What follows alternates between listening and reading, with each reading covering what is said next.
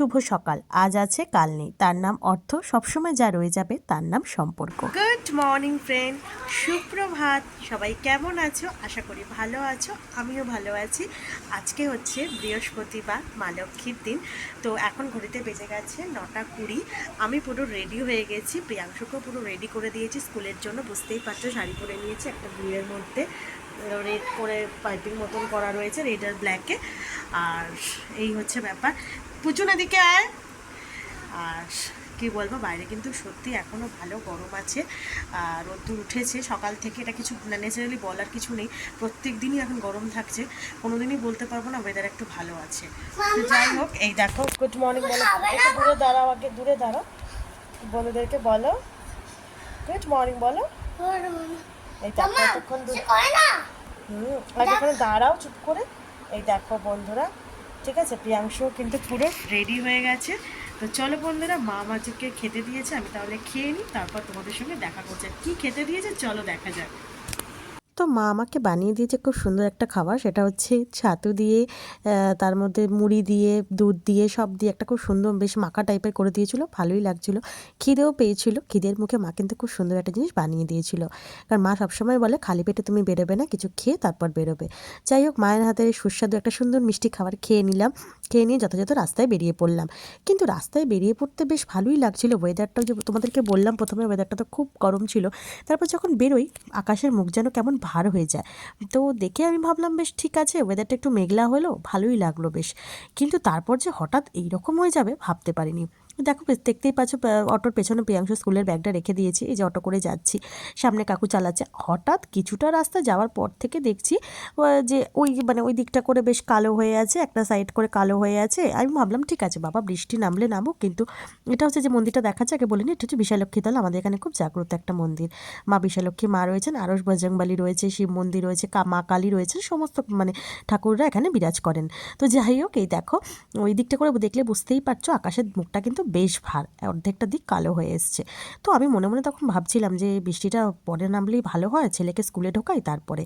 তো এইসব ভাবতে ভাবতে আকাশ কি আর আমার কথা শুনবে? ও নিজের কাজ তো নিজে করবেই। এই যে কানাইপুর হসপিটাল পার করলাম, অটোতে আমি, ছেলে আর একজন কাকু বসেছিলেন।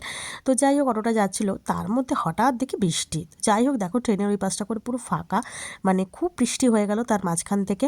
কি বলবো, প্রিয়াংশুর পেছনে, প্রিয়াংশুর ব্যাগটার পেছনে অটো ছিল, ঝাপটা এসে ভিজে টিজে গেছে। যাই হোক, কোলে কোলে নিয়ে ওকে চলে এসেছে, ট্রেনে উঠে গেছে। যে রিম্পাকে বলছি, ওখানে দেবাঙ্গ দেখাচ্ছে যে বৃষ্টি হয়েছে, নিজেকেও একটু দেখাচ্ছি। ওই দেখো, আমি ভিডিও করছি বলে পেছনে একটু দেখে নিল যে কি ব্যাপার, ইনি কী করছে সকাল সকাল ফোন নিয়ে। আসলে লোকের যা কাজ, কিছু বলার নেই। যাই হোক, ওই দেখো বৃষ্টিটা হচ্ছে ভালো। ওই যে আমার ছেলেকে ওর পাপা বেরোনোর সময় 2টো লজেন্স দিয়েছে, ওর নিজেও খেয়েছে, আবার বন্ধুর জন্যও নিয়ে গেছে হাতে করে। এই না হলো বন্ধুত্ব। তো যাই হোক, চলো বন্ধুরা, তাহলে ট্রেন ছুটেছে ট্রেনের মতন করে। তো যাই হোক, আমরা পৌঁছে গেছি।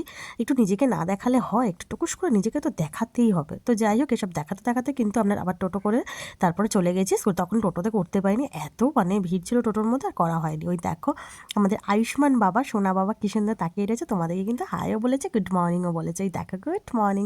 ওখানে কিন্তু সব বন্ধুরা রয়েছে, ওখানে রয়েছে আয়ুষ্মান রয়েছে, দেবাঙ্গকে টেনে নিয়ে জিয়া বলছে এই গুড মর্নিং বলো। তো বলছে আমি বলেছি আগে, প্রিয়াংশুকে টেনে নিয়ে এসছে। আর ওই যে আমাদের শ্রেয়ান বাবা রয়েছে, সোনা বাবারা সবাই মিলে ওখানে রয়েছে। কিন্তু তোরা দুষ্টুমি করতেই তো ব্যস্ত, কি বলবো। ওরা ওখানে কি বলবো, কতক্ষণে ক্লাসের ভেতরে ঢুকবে। এই প্রিয়াংশুই আগে কতক্ষণে মা থাকবে না বলে কান্নাকাটি করতো, আর এখন কতক্ষণে মা সেখান থেকে চলে যাবে। যাই হোক, এবার চলে এলাম আমার বন্ধুদের দলে। ওই দেখো, একজনের মুখ দেখো সকাল সকাল, কি বলবে সব, কিছু বলার নেই। সত্যি বলছি, এইটুকু সময় আমাদের কিন্তু দারুণ কাটে।